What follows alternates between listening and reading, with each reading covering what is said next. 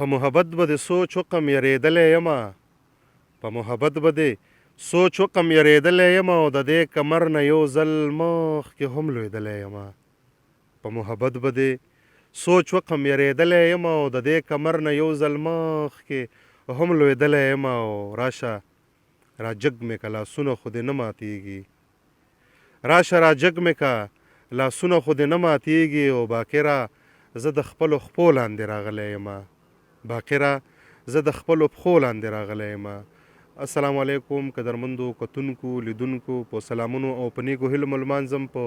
رهبر ټي وي باندې در سره عبدالله ظهیر یم د هنرزار خپرونې نه. دوستانو لکه چې م درته ویلي وو چې په راتلونکي خپرونه کې به هم درته ښکلی او ګلورین شاعر سره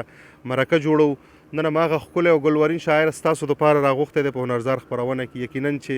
د ډېر څه ویاړ لایق دی، باید چې خلک یې ونازي، پښتانه یې ونازي. په لر او بره پښتونخوا کې جوت نوم لري د شعر ادب په میدان کې. ښکلی شاعر دی، ښایسته شاعر دی. د پښتو شعر ادب ته یې دوه ځانګړي کتابونه هم ډالۍ کړي چې یو د هوا سترګو کې شګې او بل پنځم موسم. یقینا چې دغه دواړه کتابونه د پښتنو د تود هرکلي سره یوځای شوي دي. نن را سره ناست دی په کوزه پښتونخوا کوهاټ کې ښاغلی شاهنواز باقر صاحب. شاهنواز باقر صاحب سلامونه درته وایو زموږ په رهبر ټي وي باندې په هنرزار خپرونه کې. وعلیکم سلام ظهیر صاحب. هر څه ناول خو ستاسې د ټي وي د رهبر چینل ډیره زیات مننه کوم، تشکر چې مثلا وخت په وخت ملګرو ته موقع ورکوي د مرکې او نړۍ ته ښایي. او زیاتره مرکې زه کوم هم نه، هغه دا وجه چې موږ مزدورکار خلک یو، نو ټایم راسې نه وي. کنې بلا ډېر ملګري خواهش کوي، نو تاسې خو زما د وړوکوالي انډیوالان یم، تاسو ته ما انکار نه شم کولی. خوشحاله یم، مننه دې کوم. ډېره زیاته مننه باقر صاحب. موږ هم خوشحاله یو چې را سره یې په هنرزار خپرونه کې. ډېری شی ملګرو دې غوښتنه هم کړې وه او ستا نه مخکې هم ملګرو شاعرانو سره مرکې کړي. باقر صاحب د دې نه مخکې چې شعرونه را واورئ، دلته تاسو سبق ویله، هغه د نیمګړی پرېښی که اوس هم کوئ لګیا یې سبق وایي؟ ما خو لسم پاس کړی میټریک، بیا هغې نه دېخوا بس د ژوند مشکلات ډېر شو، نو په دې اساس مې تعلیم مخکې ونه کړی شو، زده کړې مې وکولې. خو بیا مې آرټ کار ورسره شروع کړو، پینټینګ. اوس انشاءالله کوشش کوم چې بیا مثلا خپل سبق ته، خپل زده کړو ته دوام ورکړم. باقر صاحب دغه پوښتنه درنه ما کوله چې ته ډېر ښکلی پینټر هم یې، یعنې پینټینګ کوې، په لاس باندې مکسونه جوړوې. شاعري دا یو بیله هنر دی، ورسره پینټري دا ډېر ښه هنر دی. داسې کوم کار دې کړی په د پینټرۍ په برخه کې؟ آرټ او د شعر دا دواړه لکه یو څیز دی که نه، ځکه چې هغې کې د رنګونو اظهار کېږي، په رنګونو او په دې کې د لفظونو. نو بلا ډېر آرټونه مې جوړ کړي، تصویران مې جوړ کړي دي، نور داسې سکیچ مې جوړ کړي دي. انشاءالله هغه هم کوشش کوم چې داسې وخت په وخت ملګرو ته وښایم. ډېره زیاته مننه. دوستانو د انتظار شیبو ته هم نه سپارو، شاهنواز باقر صاحب نه غزلې درورو. باقر صاحب زموږ ملګرو ته غزلې ووایه، غزل نه غزلې. ولې نه، د غزل نه مخکې یو څو شعرونه ظهیر صاحب وایم، په دې هیله چې زموږ څومره مینهوال دي هغوی خوښ کړي. شعرونه داسې دي چې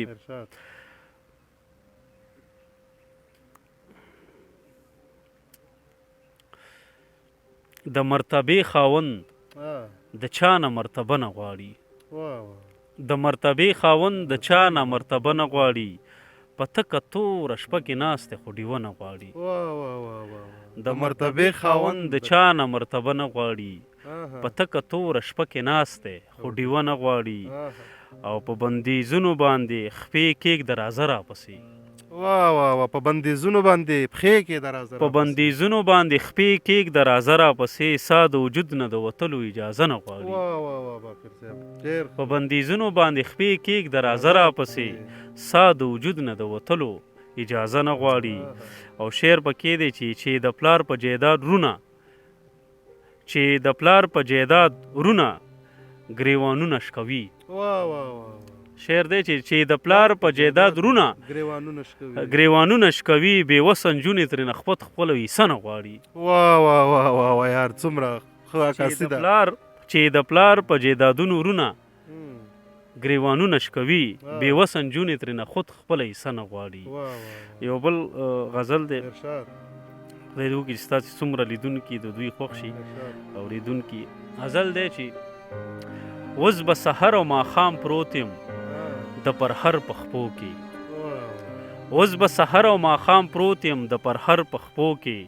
ستا د بړو ازغي مې تللې دي ځیګر په خپو کې اوس به سحر او ماښام پروت یم د پرهر په خپو کې ستا د بړو ازغي مې تللې دي ځیګر په خپو کې او د ښار په شور کې رانه خپله خاموشي ورکه ده د ښار په شور کې د ښار په شور کې رانه خپله خاموشي ورکه ده دا چې په ځان پسې راکاږم خپل څادر په خپو کې بیا د ووایه ښار په شور کې رانه خپله خاموشي ورکه ده دا چې په ځان پسې راکاږم خپل څادر په خپو کې او نه یې دنیا راکړه او نه تا ته در ورسېدم نه یې دنیا راکړه نه یې دنیا راکړه او نه تا ته در ورسېدم دومره دم هم نه و زما د مقدر په خپو کې نه یې دنیا راکړه او نه تا ته در ورسېدم دومره دم هم نه و زما د مقدر په خپو کې او زندګۍ تا خو لاس نیولو ته مجبوره کړمه زندګۍ تا خلاص نیولو ته مجبوره زندګۍ تا خلاص نیولو ته مجبوره کړمه ما خو په ژوند کې ایښی نه و چاته سر په خپو کې باقر صاحب یار ډېر وخت بیا ووایه زندګۍ تا خلاص نیولو ته مجبوره کړمه ما خو په ژوند کې ایښی نه و چاته سر په خپو کې او باکره داسې مې د هر چا نه خپل ځان راټول کړ زیر صاحب دا شعر دی چې باکره داسې مې د هر چا نه خپل ځان راټول کړ لکه مارغه د شپې راټول کې خپل وزر په خپو کې باکره داسې مې د هر چا نه خپل ځان راټول کړ لکه مارغه د شپې راټول کې خپل وزر په خپو کې نه ډېره زیاته مننه باقر صاحب ډېره زیاته مننه وایي چې توره شپه وه اوازونه راپسې وو توره شپه وه اوازونه راپسې وو په کوټه کې دیوالونه راپسې وو ما څادر دومره په شړک راوچت کړی چې تر کوره کاغذونه راپسې وو باقر صاحب شاعري به درنه اورو داسې د نه پرېږدي کم از کم یو دوه درې غزلې خو زموږ لیدونکو ته نورې مو ووایه ولې نه ځکه ستا څومره لیدونکي دي مینهوال دي زموږ ورونه دي او موږ خوشحاله یو چې ستاسې د چینل له لارې زموږ شعرونه دوی ته رسېږي موږ هم خواهش کوو چې راسره یې باقر صاحب قربان شم مننه دې کوم او ښکلی مازدیګری دی نو یو غزل دی زیره چې په خپل ځان چې ستا د هر درد بلا اخلم په خپل ځان چې ستا د هر درد بلا اخلم مطلب دا چې زه ژوندی یم سا اخلم په خپل ځان چې ستا د هر درد بلا اخلم مطلب دا چې زه ژوندی یم سا اخلم او د یوه سړي قیمت را سره نشته د یوه سړي قیمت را سره نشته د یوه سړي قیمت را سره نشته که به بیه شو د ټوله دنیا اخلم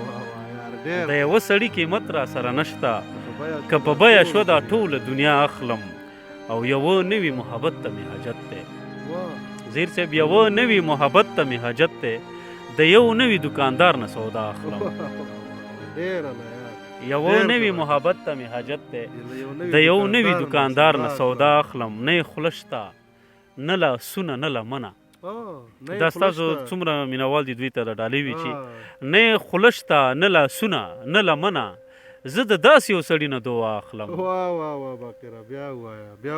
نه یې خوله شته نه لاسونه نه لمنه زه د داسې یو سړي نه دعا اخلم او غرڅوم د سپورو شونډو نه پاړونه خرڅوم د سپورو شونډو نه پاړونه غرڅوم د سپورو شونډو نه پاړونه په دې خپلې سرمایې به خندا اخلم غرڅوم د سپورو شونډو نه پاړونه په دې خپلې سرمایې به خندا اخلم او دا شعر د څومره پښتانه دي دوی دپاره خاص ډالۍ کومه چې زه مجرم نه یم د دې نه ثابتېږي زه مجرم نه یم د دې نه ثابتېږي د قاتل کور کې قاتل نه پناه اخلم زه مجرم نه یم له دې نه ثابتېږي د قاتل کور کې قاتل نه زه مجرم نه یم د دې نه ثابتېږي د قاتل کور کې قاتل نه پناه اخلم بس همدغه پوهېدل مې ناکامي ده بس همدغه پوهېدل مې ناکامي ده د هر لفظ نه چې باکره معنا اخلم د هر لفظ نه چې باکره معنا اخلم ډېره زیاته مننه شاهنواز باقر صاحب ستاسو نه چې رالی مونږ ته وخت راکړه. قدرمندو کتونکو خدای دې وکړي چې تاسو نن زموږ د هنرزار خپرونه کې دغه ځوان تان او تکړه شاعر ښاغلی شاهنواز باقر صاحب شاعري اورېدلې وي. زما کیمرامین نه خواست کېږي منتظر خان نه چې د باقر صاحب دغه کتاب ته د ملګري لکه د هغه رازوم کې زموږ کیمرا چې دا د باقر صاحب 5م موسم کتاب دی چې کوم ملګرو ته نه وي رسېدلی نو هیله کېږي چې هغه ملګري دې والي د شعر ادب تنده مو پرې ماته شي.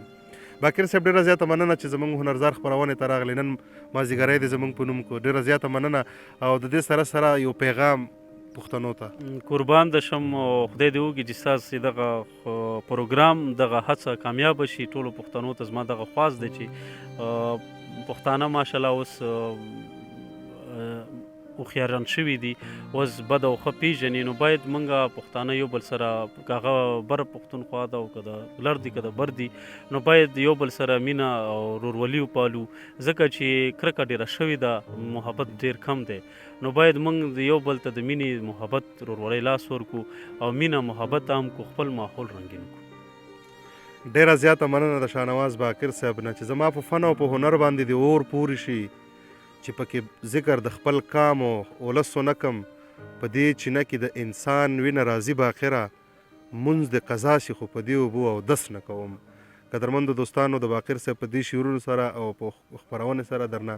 زه عبدالله ظهیر او راسره ښکلي کیمرامینان ملګري همکاران ملګري منتظر خان او قیوم کلمیار ته ورکړي اجازت د بلې خپرونه پورې. د الله په امان.